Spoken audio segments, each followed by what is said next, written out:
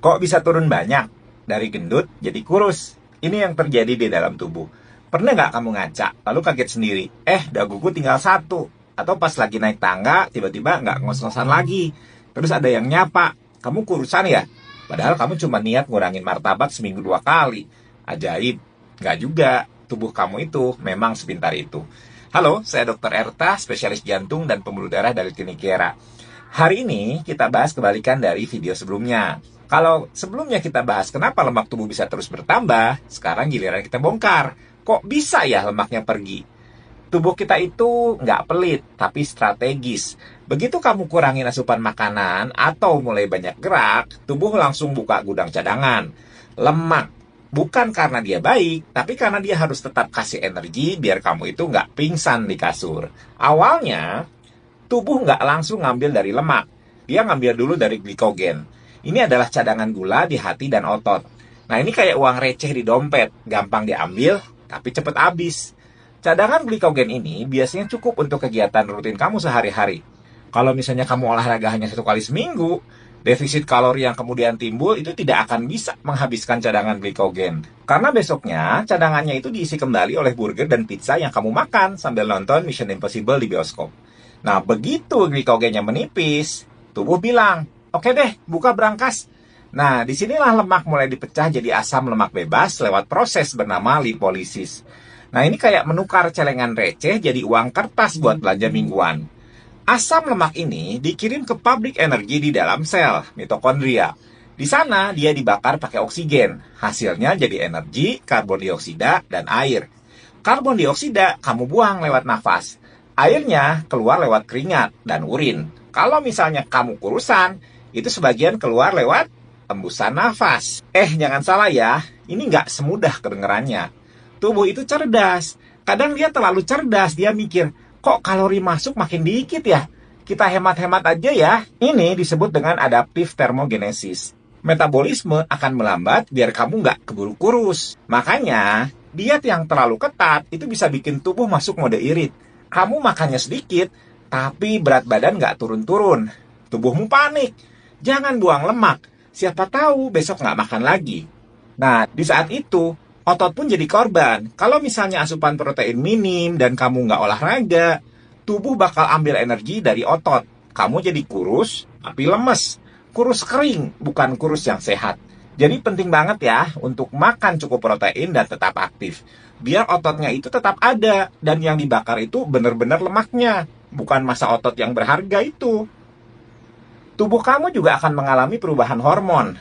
Leptin yang tadinya tinggi jadi rendah, artinya sinyal kenyang jadi melemah. Sementara grelin, si hormon lapar itu malah naik. Nah, ini kenapa kamu jadi gampang ngiler lihat donat di etalase. Kalau misalnya kamu bisa lewatin fase ini dengan konsisten, tubuhmu akan stabil, hormon-hormon akan mulai seimbang, metabolisme akan menyesuaikan lagi, dan proses pembakaran lemak akan terus berjalan. Yang menarik, ukuran sel lemak itu nggak hilang, mereka cuma mengecil. Ini jadi kayak ruko kosong, nggak aktif tapi tetap ada. Kalau misalnya kamu makan berlebihan lagi, dia bisa cepat berisi lagi. Tapi di sisi baiknya, organ dalam kamu tepuk tangan. Jantung kerjanya lebih ringan, insulin lebih efisien, tekanan darahnya turun, kolesterolnya membaik, dan risiko serangan jantung pun turun drastis. Perubahan ini juga mempengaruhi cara kamu tidur. Sleep apnea berkurang, kamu jadi lebih nyenyak, dan kualitas tidur yang baik itu juga bantu jaga hormon tetap seimbang. Win-win solution. Sistem pencernaan juga berbenah. Mikrobiota usus yang awalnya doyan minyak mulai diganti sama bakteri yang lebih sehat karena pola makanmu berubah. Mereka bantu cerna makanan dan atur metabolisme. Wajahmu juga mungkin berubah. Bukan cuma pipi yang tirus, tapi kulit bisa lebih bersih, peradangan menurun, dan jerawat membaik. Lemak visceral yang menghilang itu memang biang masalah di banyak sisi. Tapi perlu dicatat, kurus itu bukan jaminan sehat. Kalau misalnya kamu makan sembarangan dan gak olahraga, bisa saja kamu kurus, tapi kolesterolnya tinggi, tekanan darahnya tinggi, dan ototnya lemah. Kurus doang itu nggak cukup. Penurunan berat badan juga bisa bikin kamu merasa emosional. Kadang senang, kadang insecure, kadang lapar terus. Nah, ini normal. Ingat, tubuhmu itu lagi beradaptasi dengan versi barunya. Perjalanan dari gemuk ke kurus bukan sekedar soal makan dan gerak, tapi juga soal kebiasaan, psikologi, dan disiplin. Nggak ada yang instan, kecuali mie, dan itu pun harus direbus dahulu. Makanya, penting untuk tidak terlalu fokus di angka timbangan. Ukur juga lingkar perutnya, staminanya, kekuatan otot, dan mood. Karena sehat itu bukan hanya ukuran luar, tapi juga perasaan di dalam. Jangan heran kalau misalnya kamu merasa lebih enteng secara emosional. Lemak memang bisa bikin inflamasi, dan itu termasuk inflamasi di otak. Jadi saat berat badan turun, kamu juga bisa merasa lebih stabil secara mental. Oh iya, jangan sampai kamu puas dulu lalu balik ke pola lama. Tubuh bisa balas dendam. Ini yang disebut sebagai weight rebound. Makanya, pertahankan pola hidup sehat meski udah ideal. Tubuh kita pintar adaptasi, tapi dia juga mudah trauma. Kalau misalnya kamu sering diet ekstrim, dia akan makin pelit. Jadi sekali lagi, pelan-pelan aja, asal konsisten. Dan jangan terlalu keras ya sama diri sendiri. Makan es krim sesekali itu nggak akan merusak semuanya. Yang penting, jangan jadi kebiasaan. Ingat, pola makan itu bukan penjara, tapi pilihan sadar. Karena pada akhirnya, tubuhmu itu bukan proyek inovasi jangka pendek, tapi rumah yang akan kamu tinggali seumur hidup. Jadi, rawat dengan penuh kasih, bukan dengan siksaan.